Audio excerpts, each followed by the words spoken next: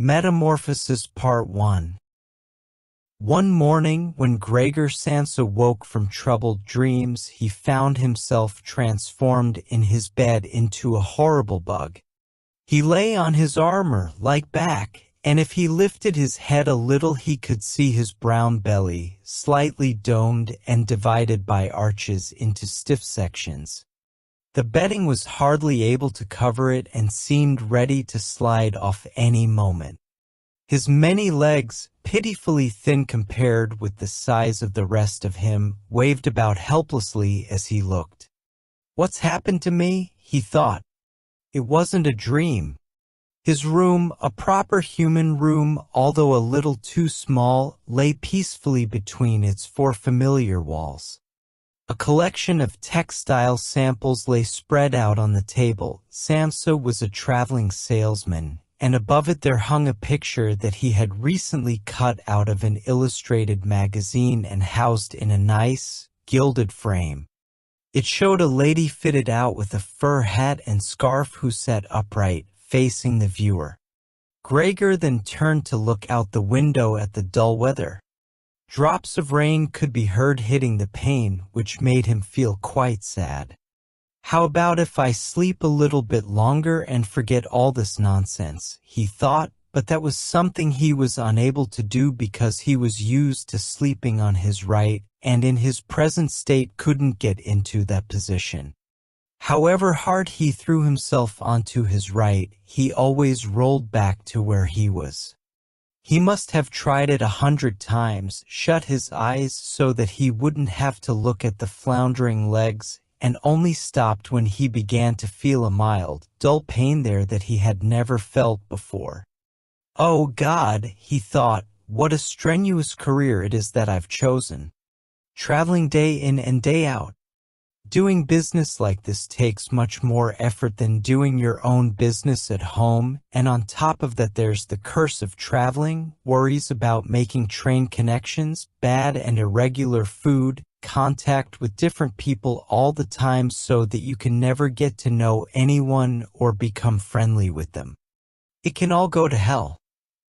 He felt a slight itch up on his belly, pushed himself slowly up on his back towards the headboard so that he could lift his head better, found where the itch was, and saw that it was covered with lots of little white spots which he didn't know what to make of, and when he tried to feel the place with one of his legs he drew it quickly back because as soon as he touched it he was overcome by a cold shudder.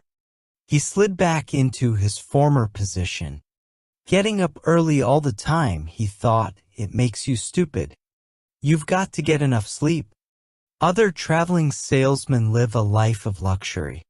For instance, whenever I go back to the guest house during the morning to copy out the contract, these gentlemen are always still sitting there eating their breakfasts. I ought to just try that with my boss. I get kicked out on the spot.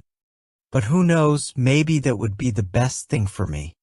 If I didn't have my parents to think about, I'd have given in my notice a long time ago. I'd have gone up to the boss and told him just what I think, tell him everything I would, let him know just what I feel. He'd fall right off his desk. And it's a funny sort of business to be sitting up there at your desk, talking down at your subordinates from up there, especially when you have to go right up close because the boss is hard of hearing. Well, there's still some hope. Once I've got the money together to pay off my parents' debt to him, another 5 or 6 years I suppose, that's definitely what I'll do. That's when I'll make the big change. First of all though, I've got to get up, my train leaves at 5. And he looked over at the alarm clock, ticking on the chest of drawers. God in heaven, he thought. It was 6:30 and the hands were quietly moving forwards. It was even later than 6:30, more like 6:45. Had the alarm clock not rung? He could see from the bed that it had been set for 4 o'clock as it should have been. It certainly must have rung. Yes, but was it possible to quietly sleep through that furniture rattling noise? True, he had not slept peacefully, but probably all the more deeply because of that. What should he do now? The next train went at 7. If he were to catch that, he would have to rush like mad, and the collection of samples was still not packed, and he did not at all feel particularly fresh and lively. And even if he did catch the train, he would not avoid his boss's anger, as the office assistant would have been there to see the 5 o'clock train go. He would have put in his report about Gregor's not being there a long time ago. The office assistant was the boss's man, spineless and with no understanding. What about if he reported sick? But that would be extremely strained and suspicious, as in 15 years of service Gregor had never once yet been ill. His boss would certainly come round with the doctor from the medical insurance company, accuse his parents of having a lazy son, and accept the doctor's recommendation not to make any claim, as the doctor believed that no one was ever ill but that many were lazy. And what's more, would he have been entirely wrong in this case? Gregor did in fact, apart from excessive sleepiness after sleeping for so long, feel completely well, and even felt much hungrier than usual. He was still hurriedly thinking all this through, unable to decide to get out of the bed, when the clock struck 7:15. There was a cautious knock at the door near his head. "Gregor," somebody called. It was his mother. "It's 7:15. Didn't you want to go somewhere?" That gentle voice. Gregor was shocked when he heard his own voice answering. It could hardly be recognized as the voice he had had before.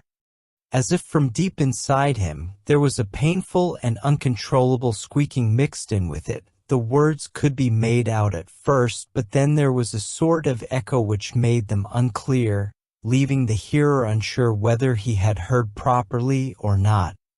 Gregor had wanted to give a full answer and explain everything, but in the circumstances contented himself with saying, "Yes, Mother, yes, thank you, I'm getting up now." The change in Gregor's voice probably could not be noticed outside through the wooden door, as his mother was satisfied with this explanation and shuffled away.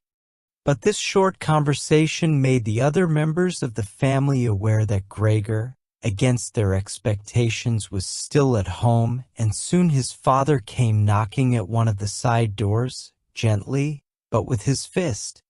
"Gregor, Gregor," he called, "what's wrong?" And after a short while he called again with a warning deepness in his voice, "Gregor, Gregor." At the other side door his sister came. "Gregor? Aren't you well? Do you need anything?" Gregor answered to both sides, "I'm ready, now," making an effort to remove all the strangeness from his voice by enunciating very carefully and putting long pauses between each individual word. His father went back to his breakfast, but his sister whispered, "Gregor, open the door, I beg of you." Gregor, however, had no thought of opening the door, and instead congratulated himself for his cautious habit, acquired from his traveling, of locking all doors at night even when he was at home. The first thing he wanted to do was to get up in peace without being disturbed, to get dressed, and most of all to have his breakfast. Only then would he consider what to do next, as he was well aware that he would not bring his thoughts to any sensible conclusions by lying in bed. He remembered that he had often felt a slight pain in bed, perhaps caused by lying awkwardly, but that had always turned out to be pure imagination, and he wondered how his imaginings would slowly resolve themselves today. He did not have the slightest doubt that the change in his voice was nothing more than the first sign of a serious cold, which was an occupational hazard for traveling salesmen. It was a simple matter to throw off the covers. He only had to blow himself up a little and they fell off by themselves. But it became difficult after that, especially as he was so exceptionally broad. He would have used his arms and his hands to push himself up, but instead of them he only had all those little legs continuously moving in different directions, and which he was moreover unable to control. If he wanted to bend one of them, then that was the first one that would stretch itself out, and if he finally managed to do what he wanted with that leg, all the others seemed to be set free and would move about painfully. This is something that can't be done in bed, Gregor said to himself, so don't keep trying to do it. The first thing he wanted to do was get the lower part of his body out of the bed, but he had never seen this lower part and could not imagine what it looked like. It turned out to be too hard to move. It went so slowly, and finally, almost in a frenzy, when he carelessly shoved himself forwards with all the force he could gather, he chose the wrong direction, hit hard against the lower bedpost, and learned from the burning pain he felt that the lower part of his body might well, at present, be the most sensitive. So then he tried to get the top part of his body out of the bed first, carefully turning his head to the side. This he managed quite easily, and despite its breadth and its weight, the bulk of his body eventually followed slowly in the direction of the head. But when he had at last got his head out of the bed and into the fresh air, it occurred to him that if he let himself fall, it would be a miracle if his head were not injured, so he became afraid to carry on pushing himself forward the same way. And he could not knock himself out now at any price, better to stay in bed than lose consciousness. It took just as much effort to get back to where he had been earlier, but when he lay there sighing, and was once more watching his legs as they struggled against each other even harder than before, if that was possible, he could think of no way of bringing peace and order to this chaos. He told himself once more that it was not possible for him to stay in bed, and that the most sensible thing to do would be to get free of it in whatever way he could at whatever sacrifice. At the same time, though, he did not forget to remind himself that calm consideration was much better than rushing to desperate conclusions. At times like this he would direct his eyes to the window and look out as clearly as he could, but unfortunately, even the other side of the narrow street was enveloped in morning fog, and the view had little confidence or cheer to offer him. 7 o'clock already, he said to himself when the clock struck again. 7 o'clock, and there's still a fog like this. And he lay there quietly a while longer, breathing lightly as if he perhaps expected the total stillness to bring things back to their real and natural state. But then he said to himself, before it strikes 7:15, I'll definitely have to have got properly out of bed. And by then somebody will have come round from work to ask what's happened to me, as well as they open up at work before 7 o'clock. And so he set himself to the task of swinging the entire length of his body out of the bed all at the same time. If he succeeded in falling out of bed in this way and kept his head raised as he did so, he could probably avoid injuring it. His back seemed to be quite hard, and probably nothing would happen to it falling onto the carpet. His main concern was for the loud noise he was bound to make, and which even through all the doors would probably raise concern if not alarm. But it was something that had to be risked. When Gregor was already sticking halfway out of the bed, the new method was more of a game than an effort. All he had to do was rock back and forth. It occurred to him how simple everything would be if somebody came to help him. 2 strong people, he had his father and the maid in mind, would have been more than enough. They would only have to push their arms under the dome of his back, peel him away from the bed, bend down with the load, and then be patient and careful as he swung over onto the floor, where, hopefully, the little legs would find a use. Should he really call for help, though, even apart from the fact that all the doors were locked? Despite all the difficulty he was in, he could not suppress a smile at this thought. After a while he had already moved so far across that it would have been hard for him to keep his balance if he rocked too hard. The time was now 7:10 and he would have to make a final decision very soon. Then there was a ring at the door of the flat. "That'll be someone from work," he said to himself, and froze very still, although his little legs only became all the more lively as they danced around. For a moment everything remained quiet. "They're not opening the door," Gregor said to himself, caught in some nonsensical hope. But then of course the maid's firm steps went to the door as ever and opened it. Gregor only needed to hear the visitor's first words of greeting and he knew who it was, the chief clerk himself. Why did Gregor have to be the only one condemned to work for a company where they immediately became highly suspicious at the slightest shortcoming? Were all employees, every one of them, bad people? Was there not one of them who was faithful and devoted, who would go so mad with pangs of conscience that he couldn't get out of bed if he didn't spend at least a couple of hours in the morning on company business? Was it really not enough to let one of the trainees make inquiries, assuming inquiries were even necessary? Did the chief clerk have to come himself, and did they have to show the whole innocent family that this was so suspicious that only the chief clerk could be trusted to have the wisdom to investigate it? And more because these thoughts had made him upset than through any proper decision, he swung himself with all his force out of the bed. There was a loud thump, but it wasn't really a loud noise. His fall was softened a little by the carpet, and Gregor's back was also more elastic than he had thought, which made the sound muffled and not too noticeable.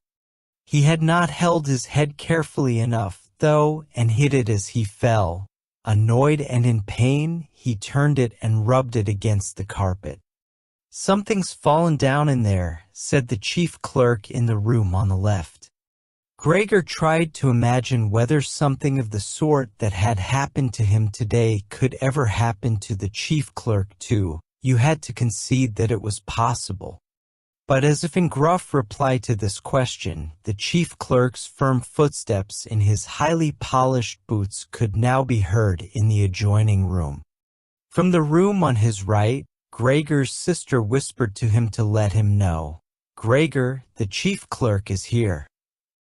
"Yes, I know," said Gregor to himself, but without daring to raise his voice loud enough for his sister to hear him.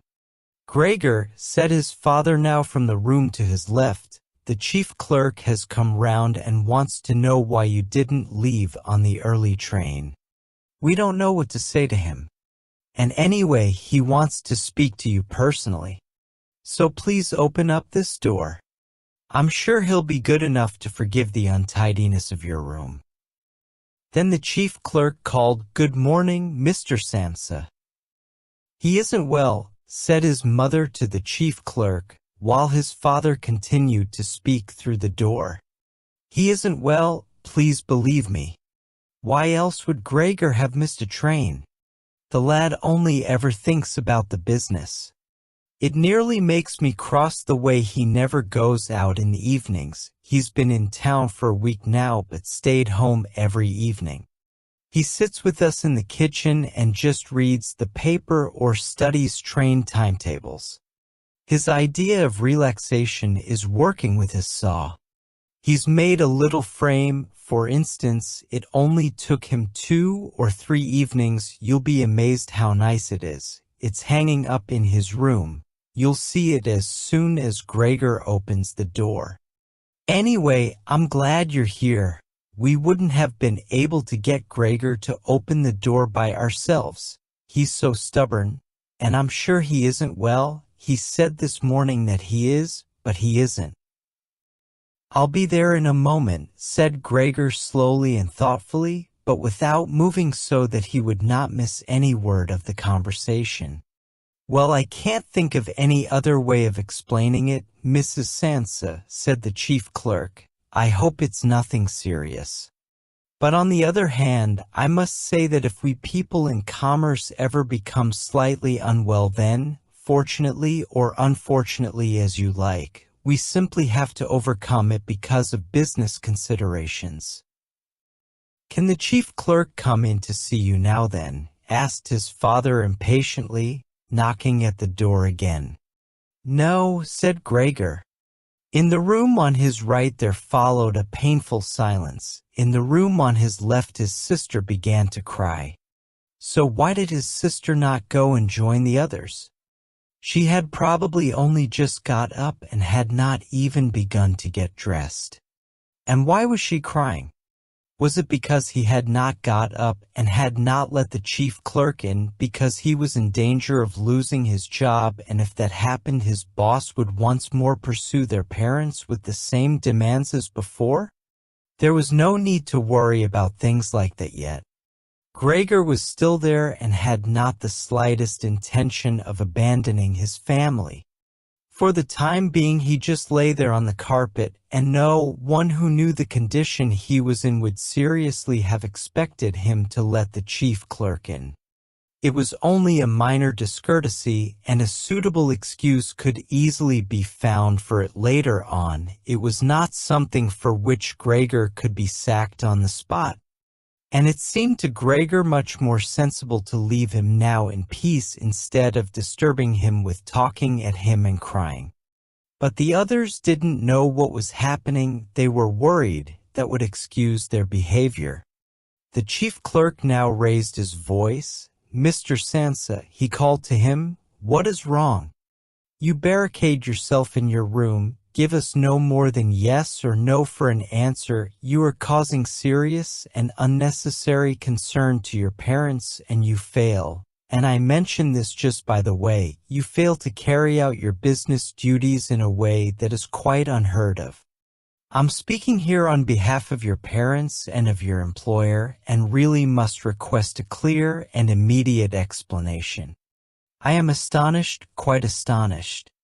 I thought I knew you as a calm and sensible person, and now you suddenly seem to be showing off with peculiar whims. This morning your employer did suggest a possible reason for your failure to appear. It's true, it had to do with the money that was recently entrusted to you, but I came near to giving him my word of honor that that could not be the right explanation. But now that I see your incomprehensible stubbornness, I no longer feel any wish whatsoever to intervene on your behalf. And nor is your position all that secure. I had originally intended to say all this to you in private, but since you caused me to waste my time here for no good reason, I don't see why your parents should not also learn of it. Your turnover has been very unsatisfactory of late. I grant you that it's not the time of year to do especially good business, we recognize that, but there simply is no time of year to do no business at all, Mr. Sansa, we cannot allow there to be. But sir, called Gregor, beside himself and forgetting all else in the excitement, I'll open up immediately, just a moment. I'm slightly unwell, an attack of dizziness, I haven't been able to get up. I'm still in bed now. I'm quite fresh again now, though. I'm just getting out of bed. Just a moment. Be patient. It's not quite as easy as I thought. I'm quite all right now, though. It's shocking what can suddenly happen to a person. I was quite all right last night. My parents know about it, perhaps better than me. I had a small symptom of it last night already. They must have noticed it. I don't know why I didn't let you know at work. But you always think you can get over an illness without staying at home. Please don't make my parents suffer. There's no basis for any of the accusations you're making. Nobody's ever said a word to me about any of these things. Maybe you haven't read the latest contracts I sent in. I'll set off with the 8 o'clock train as well. These few hours of rest have given me strength. You don't need to wait, sir. I'll be in the office soon after you, and please be so good as to tell that to the boss and recommend me to him. And while Gregor gushed out these words, hardly knowing what he was saying, he made his way over to the chest of drawers. This was easily done, probably because of the practice he had already had in bed, where he now tried to get himself upright. He really did want to open the door, really did want to let them see him and to speak with the chief clerk. The others were being so insistent, and he was curious to learn what they would say when they caught sight of him. If they were shocked, then it would no longer be Gregor's responsibility and he could rest. If, however, they took everything calmly, he would still have no reason to be upset, and if he hurried, he really could be at the station for 8 o'clock. The first few times he tried to climb up on the smooth chest of drawers, he just slid down again, but he finally gave himself one last swing and stood there upright. The lower part of his body was in serious pain, but he no longer gave any attention to it. Now he let himself fall against the back of a nearby chair and held tightly to the edges of it with his little legs. By now he had also calmed down and kept quiet so that he could listen to what the chief clerk was saying. "Did you understand a word of all that?" the chief clerk asked his parents. "Surely he's not trying to make fools of us." "Oh, God!" called his mother, who was already in tears. "He could be seriously ill and we're making him suffer." "Greta? Greta," she then cried. "Mother," his sister called from the other side. They communicated across Gregor's room. "You'll have to go for the doctor straight away. Gregor is ill. Quick, get the doctor." "Did you hear the way Gregor spoke just now?" "That was the voice of an animal," said the chief clerk with a calmness that was in contrast with his mother's screams. "Anna? Anna!" his father called into the kitchen through the entrance hall, clapping his hands. "Get a locksmith here, now." And the two girls, their skirts swishing, immediately ran out through the hall, wrenching open the front door of the flat as they went. How had his sister managed to get dressed so quickly? There was no sound of the door banging shut again. They must have left it open. People often do in homes where something awful has happened. Gregor, in contrast, had become much calmer. So they couldn't understand his words anymore, although they seemed clear enough to him, clearer than before. Perhaps his ears had become used to the sound. They had realized, though, that there was something wrong with him and were ready to help. The first response to his situation had been confident and wise, and that made him feel better. He felt that he had been drawn back in among people, and from the doctor and the locksmith he expected great and surprising achievements, although he did not really distinguish one from the other. Whatever was said next would be crucial, so, in order to make his voice as clear as possible, he coughed a little, but taking care to do this not too loudly, as even this might well sound different from the way that a human coughs, and he was no longer sure he could judge this for himself. Meanwhile, it had become very quiet in the next room. Perhaps his parents were sat at the table whispering with the chief clerk, or perhaps they were all pressed against the door and listening. Gregor slowly pushed his way over to the door with the chair. Once there, he let go of it and threw himself onto the door, holding himself upright against it using the adhesive on the tips of his legs. He rested there a little while to recover from the effort involved and then set himself to the task of turning the key in the lock with his mouth. He seemed, unfortunately, to have no proper teeth. How was he, then, to grasp the key? But the lack of teeth was, of course, made up for with a very strong jaw. Using the jaw, he really was able to start the key turning, ignoring the fact that he must have been causing some kind of damage as a brown fluid came from his mouth, flowed over the key, and dripped onto the floor. "Listen," said the chief clerk in the next room, "he's turning the key." Gregor was greatly encouraged by this, but they all should have been calling to him, his father and his mother too. "Well done, Gregor," they should have cried. "Keep at it, keep hold of the lock." And with the idea that they were all excitedly following his efforts, he bit on the key with all his strength, paying no attention to the pain he was causing himself. As the key turned round, he turned around the lock with it, only holding himself upright with his mouth, and hung onto the key or pushed it down again with the whole weight of his body as needed. The clear sound of the lock as it snapped back was Gregor's sign that he could break his concentration, and as he regained his breath he said to himself, "So, I didn't need the locksmith after all." Then he lay his head on the handle of the door to open it completely. Because he had to open the door in this way, it was already wide open before he could be seen. He had first to slowly turn himself around one of the double doors, and he had to do it very carefully if he did not want to fall flat on his back before entering the room. He was still occupied with this difficult movement, unable to pay attention to anything else, when he heard the chief clerk exclaim aloud, "Oh," which sounded like the sighing of the wind. Now he also saw him. He was the nearest to the door, his hand pressed against his open mouth and slowly retreating as if driven by a steady and invisible force. Gregor's mother, her hair still untidy from bed despite the chief clerk's being there, looked at his father. Then she unfolded her arms, took 2 steps forward towards Gregor, and sank down onto the floor into her skirts that spread themselves out around her as her head disappeared down onto her breast.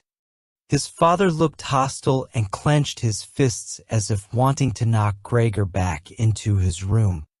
Then he looked uncertainly round the living room, covered his eyes with his hands and wept so that his powerful chest shook. So Gregor did not go into the room, but leant against the inside of the other door, which was still held bolted in place. In this way only half of his body could be seen, along with his head above it, which he leant over to one side as he peered out at the others.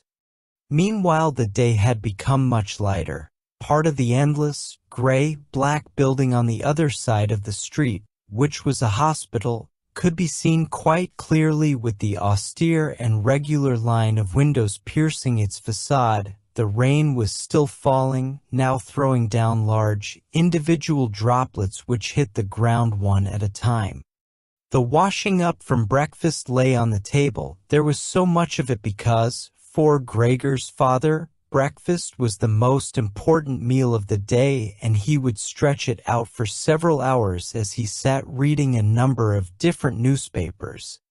On the wall exactly opposite there was a photograph of Gregor when he was a lieutenant in the army, his sword in his hand and a smile on his face as he called forth respect for his uniform and bearing.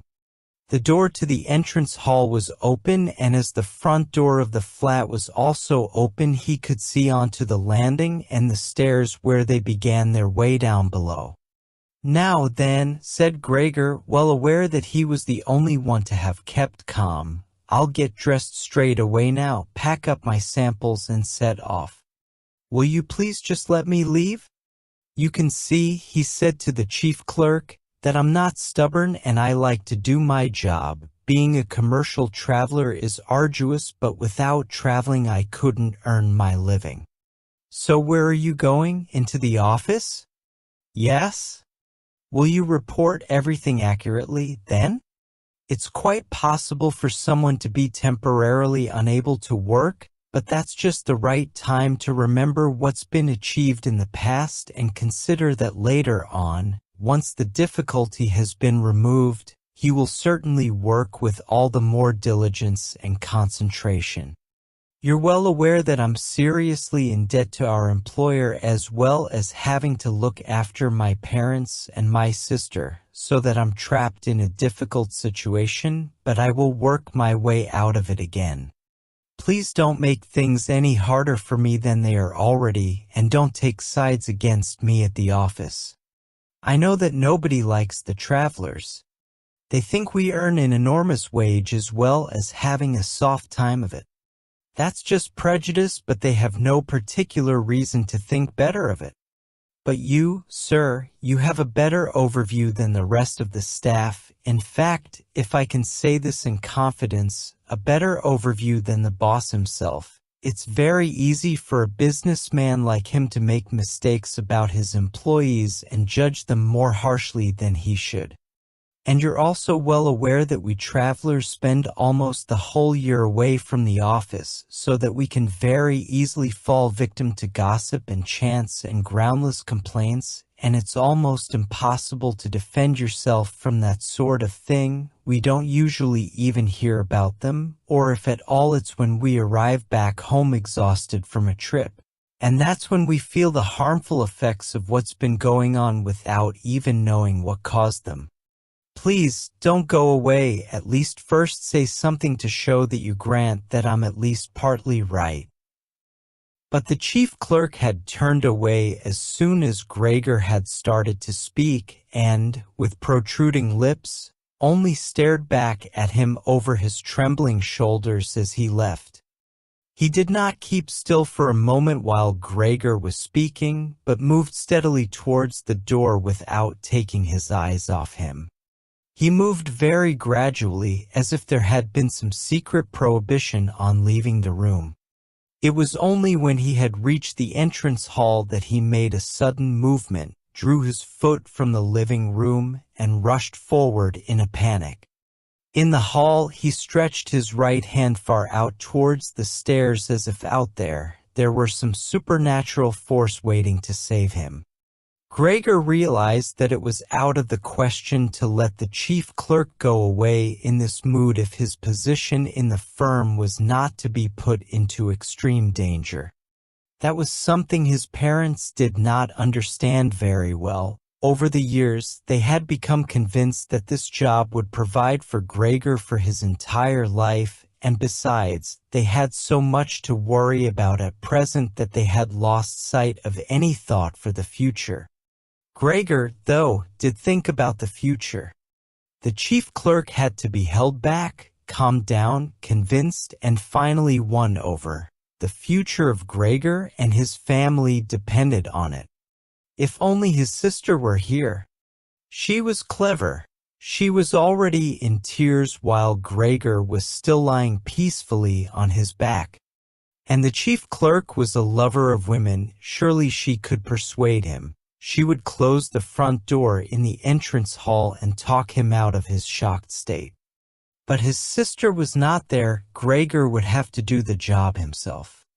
And without considering that he still was not familiar with how well he could move about in his present state, or that his speech still might not, or probably would not, be understood, he let go of the door, pushed himself through the opening, tried to reach the chief clerk on the landing who, ridiculously, was holding onto the banister with both hands, but Gregor fell immediately over and, with a little scream as he sought something to hold onto, landed on his numerous little legs. Hardly had that happened than, for the first time that day, he began to feel all right with his body. The little legs had the solid ground under them. To his pleasure, they did exactly as he told them. They were even making the effort to carry him where he wanted to go, and he was soon believing that all his sorrows would soon be finally at an end.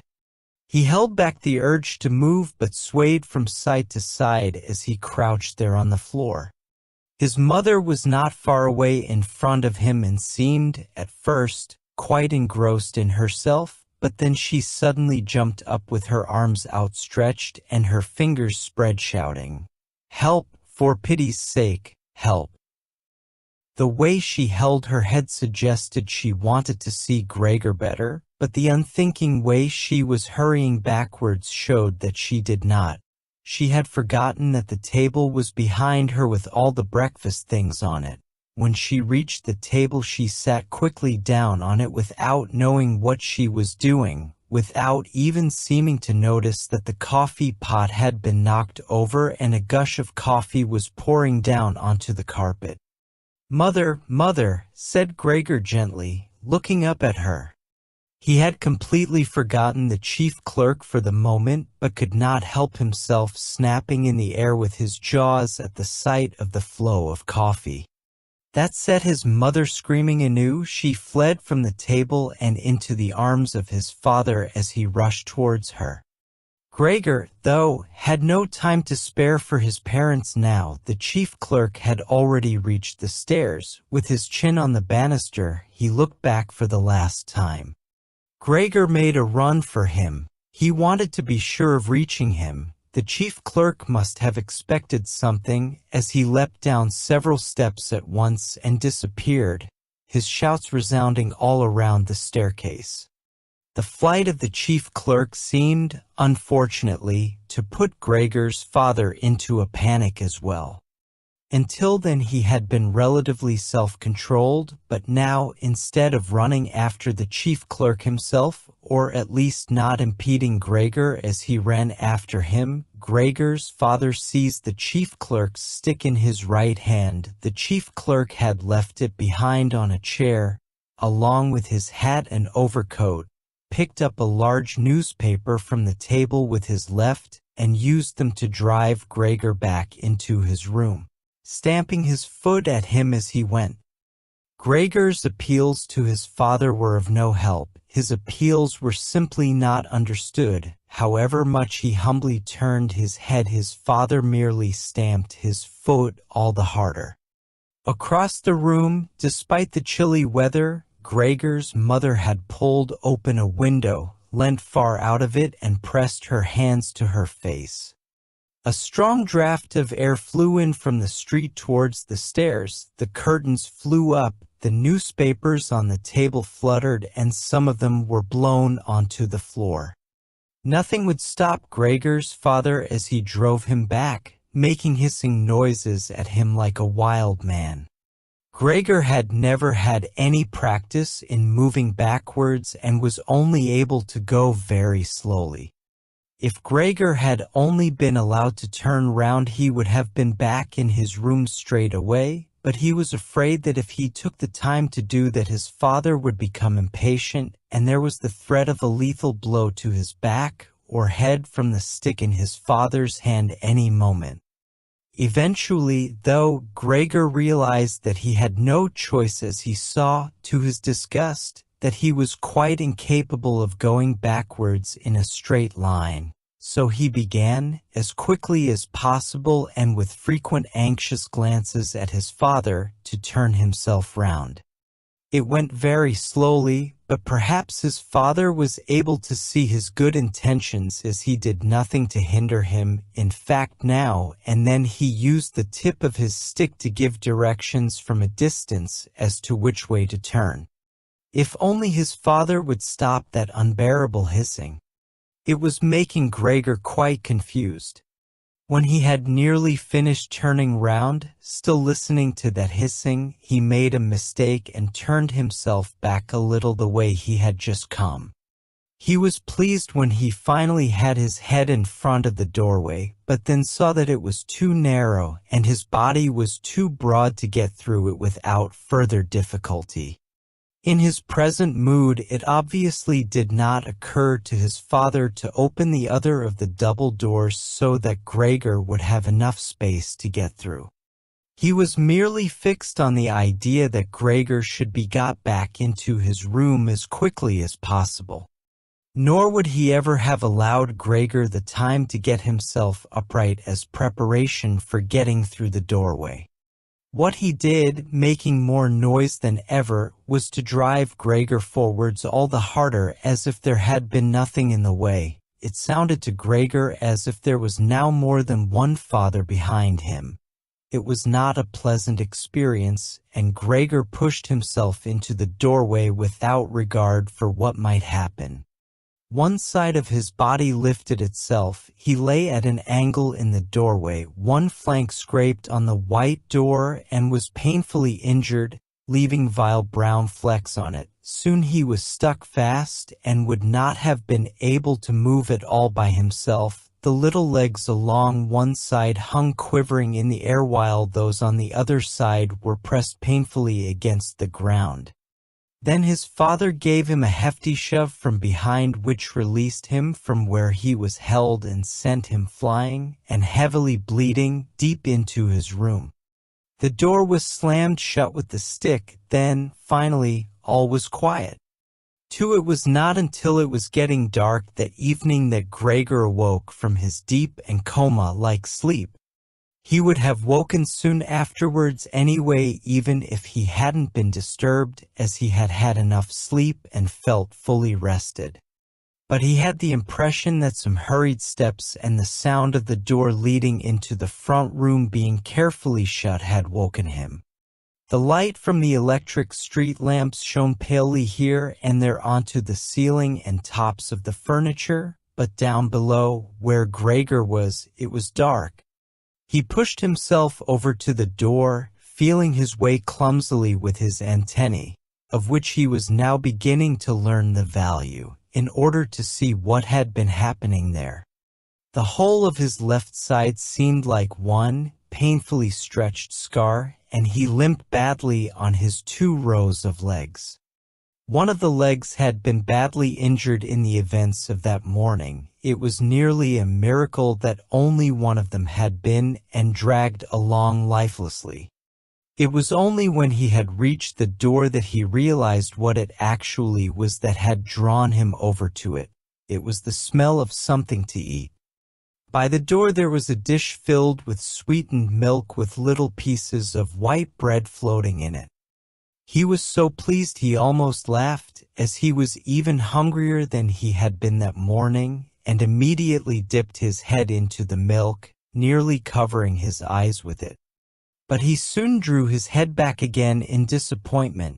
Not only did the pain in his tender left side make it difficult to eat the food, he was only able to eat if his whole body worked together as a whole, but the milk did not taste at all nice. Milk like this was normally his favorite drink, and his sister had certainly left it there for him because of that, but he turned, almost against his own will, away from the dish and crawled back into the center of the room. Through the crack in the door, Gregor could see that the gas had been lit in the living room. His father at this time would normally be sat with his evening paper, reading it out in a loud voice to Gregor's mother and sometimes to his sister, but there was now not a sound to be heard. Gregor's sister would often write and tell him about this reading, but maybe his father had lost the habit in recent times. It was so quiet all around too, even though there must have been somebody in the flat. What a quiet life it is the family lead, said Gregor to himself, and, gazing into the darkness, felt a great pride that he was able to provide a life like that in such a nice home for his sister and parents. But what now if all this peace and wealth and comfort should come to a horrible and frightening end? That was something that Gregor did not want to think about too much, so he started to move about, crawling up and down the room. Once during that long evening, the door on one side of the room was opened very slightly and hurriedly closed again. Later on, the door on the other side did the same. It seemed that someone needed to enter the room, but thought better of it. Gregor went and waited immediately by the door, resolved either to bring the frightened visitor into the room in some way or at least to find out who it was. But the door was opened no more that night, and Gregor waited in vain. The previous morning, while the doors were locked, everyone had wanted to get in there to him, but now that he had opened up one of the doors and the other had clearly been unlocked some time during the day, no one came, and the keys were in the other sides. It was not until late at night that the light in the living room was put out, and now it was easy to see that parents and sister had stayed awake all that time, as they all could be distinctly heard as they went away together on tiptoe. It was clear that no one would come into Gregor's room anymore until morning. That gave him plenty of time to think undisturbed about how he would have to rearrange his life. For some reason, the tall, empty room where he was forced to remain made him feel uneasy as he lay there flat on the floor, even though he had been living in it for 5 years. Hardly aware of what he was doing other than a slight feeling of shame, he hurried under the couch. It pressed down on his back a little, and he was no longer able to lift his head, but he nonetheless felt immediately at ease, and his only regret was that his body was too broad to get it all underneath. He spent the whole night there. Some of the time he passed in a light sleep, although he frequently woke from it in alarm because of his hunger, and some of the time was spent in worries and vague hopes which, however, always led to the same conclusion. For the time being he must remain calm, he must show patience and the greatest consideration so that his family could bear the unpleasantness that he, in his present condition, was forced to impose on them. Gregor soon had the opportunity to test the strength of his decisions as early the next morning, almost before the night had ended. His sister, nearly fully dressed, opened the door from the front room and looked anxiously in. She did not see him straight away, but when she did notice him under the couch, he had to be somewhere. For God's sake, he couldn't have flown away. She was so shocked that she lost control of herself and slammed the door shut again from outside. But she seemed to regret her behavior as she opened the door again straight away and came in on tiptoe as if entering the room of someone seriously ill or even of a stranger. Gregor had pushed his head forward right to the edge of the couch and watched her. Would she notice that he had left the milk as it was, realize that it was not from any lack of hunger, and bring him in some other food that was more suitable? If she didn't do it herself, he would rather go hungry than draw her attention to it, although he did feel a terrible urge to rush forward from under the couch, throw himself at his sister's feet and beg her for something good to eat. However, his sister noticed the full dish immediately and looked at it and the few drops of milk splashed around it with some surprise. She immediately picked it up, using a rag, not her bare hands, and carried it out. Gregor was extremely curious as to what she would bring in its place, imagining the wildest possibilities, but he never could have guessed what his sister, in her goodness, actually did bring. In order to test his taste, she brought him a whole selection of things, all spread out on an old newspaper. There were old, half-rotten vegetables, bones from the evening meal, covered in white sauce that had gone hard, a few raisins and almonds, some cheese that Gregor had declared inedible 2 days before, a dry roll and some bread spread with butter and salt, as well as all that she had poured some water into the dish, which had probably been permanently set aside for Gregor's use, and placed it beside them. Then, out of consideration for Gregor's feelings, as she knew that he would not eat in front of her, she hurried out again and even turned the key in the lock so that Gregor would know he could make things as comfortable for himself as he liked. Gregor's little legs whirred. At last he could eat. What's more, his injuries must already have completely healed, as he found no difficulty in moving. This amazed him, as more than a month earlier he had cut his finger slightly with a knife. He thought of how his finger had still hurt the day before yesterday. "Am I less sensitive than I used to be, then?" he thought, and was already sucking greedily at the cheese which had immediately, almost compellingly, attracted him much more than the other foods on the newspaper.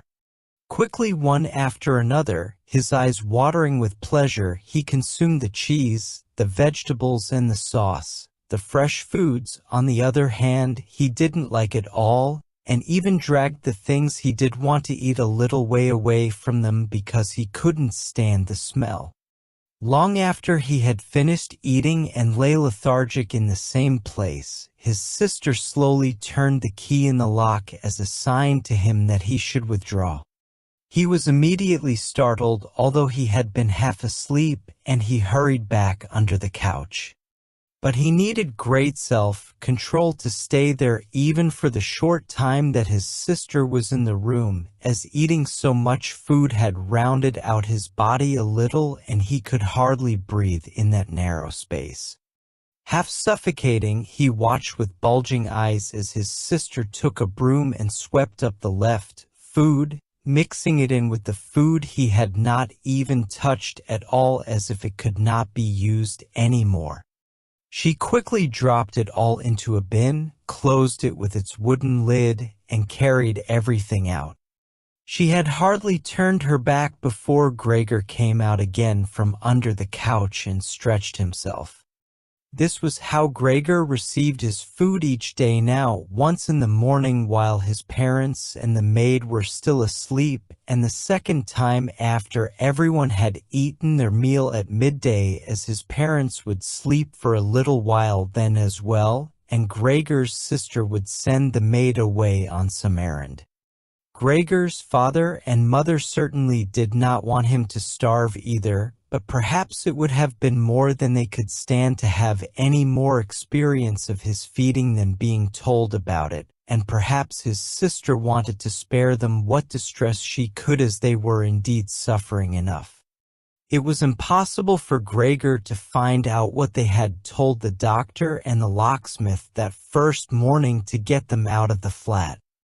As nobody could understand him, nobody, not even his sister, thought that he could understand them, so he had to be content to hear his sister's sighs and appeals to the saints as she moved about his room. It was only later, when she had become a little more used to everything, there was, of course, no question of her ever becoming fully used to the situation, that Gregor would sometimes catch a friendly comment, or at least a comment that could be construed as friendly. "He's enjoyed his dinner today," she might say when he had diligently cleared away all the food left for him, or if he left most of it, which slowly became more and more frequent, she would often say, sadly, "Now everything's just been left there again." Although Gregor wasn't able to hear any news directly, he did listen to much of what was said in the next rooms, and whenever he heard anyone speaking he would scurry straight to the appropriate door and press his whole body against it. There was seldom any conversation, especially at first, that was not about him in some way, even if only in secret. For 2 whole days, all the talk at every mealtime was about what they should do now, but even between meals they spoke about the same subject, as there were always at least 2 members of the family at home. Nobody wanted to be at home by themselves, and it was out of the question to leave the flat entirely empty. And on the very first day the maid had fallen to her knees and begged Gregor's mother to let her go without delay. It was not very clear how much she knew of what had happened, but she left within a quarter of an hour, tearfully thanking Gregor's mother for her dismissal as if she had done her an enormous service. She even swore emphatically not to tell anyone the slightest about what had happened, even though no one had asked that of her. Now Gregor's sister also had to help his mother with the cooking, although that was not so much bother as no one ate very much. Gregor often heard how one of them would unsuccessfully urge another to eat, and receive no more answer than, "No thanks, I've had enough," or something similar. No one drank very much either. His sister would sometimes ask his father whether he would like a beer, hoping for the chance to go and fetch it herself. When his father then said nothing, she would add, so that he would not feel selfish, that she could send the housekeeper for it, but then his father would close the matter with a big, loud no, and no more would be said. Even before the first day had come to an end, his father had explained to Gregor's mother and sister what their finances and prospects were. Now and then he stood up from the table and took some receipt or document from the little cash box he had saved from his business when it had collapsed 5 years earlier. Gregor heard how he opened the complicated lock and then closed it again after he had taken the item he wanted. What he heard his father say was some of the first good news that Gregor heard since he had first been incarcerated in his room. He had thought that nothing at all remained from his father's business, at least he had never told him anything different, and Gregor had never asked him about it anyway. Their business misfortune had reduced the family to a state of total despair, and Gregor's only concern at that time had been to arrange things so that they could all forget about it as quickly as possible. So then he started working especially hard, with a fiery vigor that raised him from a junior salesman to a traveling representative almost overnight, bringing with it the chance to earn money in quite different ways. Gregor converted his success at work straight into cash that he could lay on the table at home for the benefit of his astonished and delighted family. They had been good times and they had never come again, at least not with the same splendor, even though Gregor had later earned so much that he was in a position to bear the costs of the whole family, and did bear them. They had even got used to it, both Gregor and the family. They took the money with gratitude and he was glad to provide it, although there was no longer much warm affection given in return. Gregor only remained close to his sister now. Unlike him, she was very fond of music and a gifted and expressive violinist. It was his secret plan to send her to the conservatory next year, even though it would cause great expense that would have to be made up for in some other way. During Gregor's short periods in town, conversation with his sister would often turn to the conservatory, but it was only ever mentioned as a lovely dream that could never be realized. Their parents did not like to hear this innocent talk, but Gregor thought about it quite hard and decided he would let them know what he planned with a grand announcement of it on Christmas Day. That was the sort of totally pointless thing that went through his mind in his present state, pressed upright against the door and listening. There were times when he simply became too tired to continue listening, when his head would fall wearily against the door and he would pull it up again with a start, as even the slightest noise he caused would be heard next door and they would all go silent. "What's that he's doing now?" his father would say after a while, clearly having gone over to the door, and only then would the interrupted conversation slowly be taken up again. When explaining things, his father repeated himself several times, partly because it was a long time since he had been occupied with these matters himself, and partly because Gregor's mother did not understand everything first time. From these repeated explanations, Gregor learned, to his pleasure, that despite all their misfortunes there was still some money available from the old days. It was not a lot, but it had not been touched in the meantime, and some interest had accumulated. Besides that, they had not been using up all the money that Gregor had been bringing home every month, keeping only a little for himself, so that, too, had been accumulating. Behind the door, Gregor nodded with enthusiasm in his pleasure at this unexpected thrift and caution. He could actually have used this surplus money to reduce his father's debt to his boss, and the day when he could have freed himself from that job would have come much closer, but now it was certainly better the way his father had done things. This money, however, was certainly not enough to enable the family to live off the interest. It was enough to maintain them for, perhaps, 1 or 2 years, no more. That's to say, it was money that should not really be touched but set aside for emergencies. Money to live on had to be earned. His father was healthy but old and lacking in self-confidence. During the 5 years that he had not been working, the first holiday in a life that had been full of strain and no success, he had put on a lot of weight and become very slow and clumsy. Would Gregor's elderly mother now have to go and earn money? She suffered from asthma and it was a strain for her just to move about the home. Every other day would be spent struggling for breath on the sofa by the open window. Would his sister have to go and earn money? She was still a child of 17. Her life up till then had been very enviable, consisting of wearing nice clothes, sleeping late, helping out in the business, joining in with a few modest pleasures, and most of all playing the violin. Whenever they began to talk of the need to earn money, Gregor would always first let go of the door and then throw himself onto the cool, leather sofa next to it, as he became quite hot with shame and regret. He would often lie there the whole night through, not sleeping a wink but scratching at the leather for hours on end.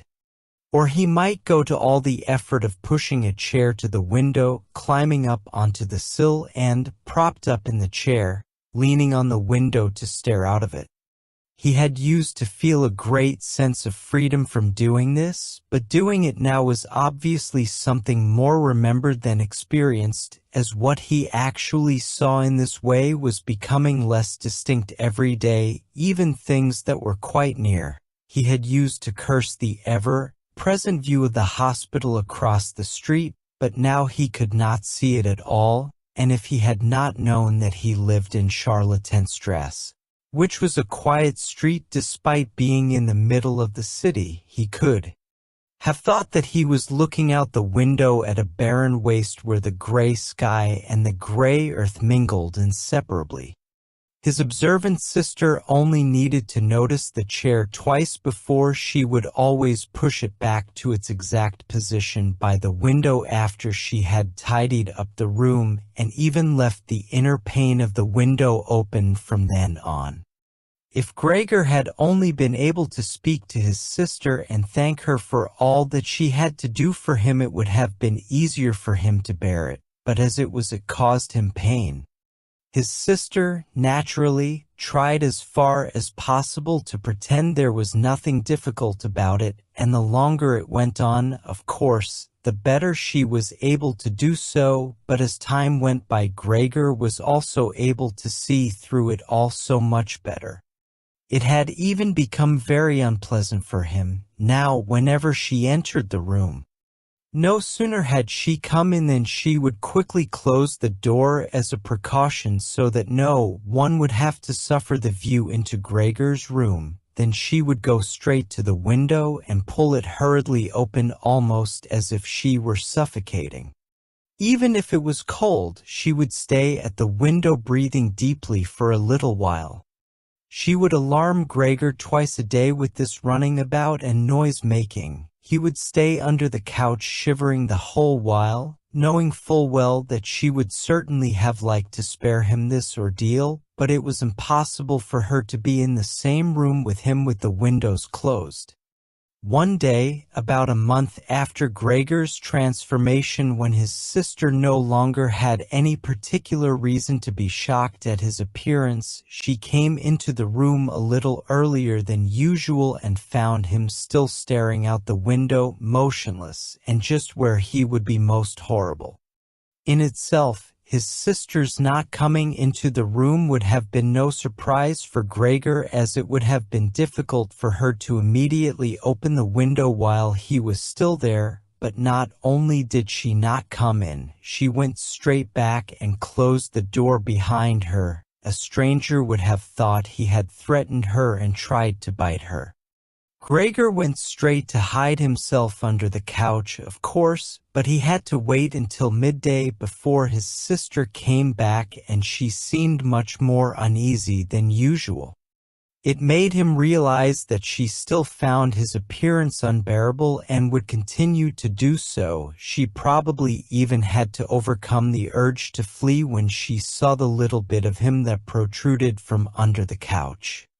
One day, in order to spare her even this sight, he spent 4 hours carrying the bedsheet over to the couch on his back and arranged it so that he was completely covered and his sister would not be able to see him even if she bent down.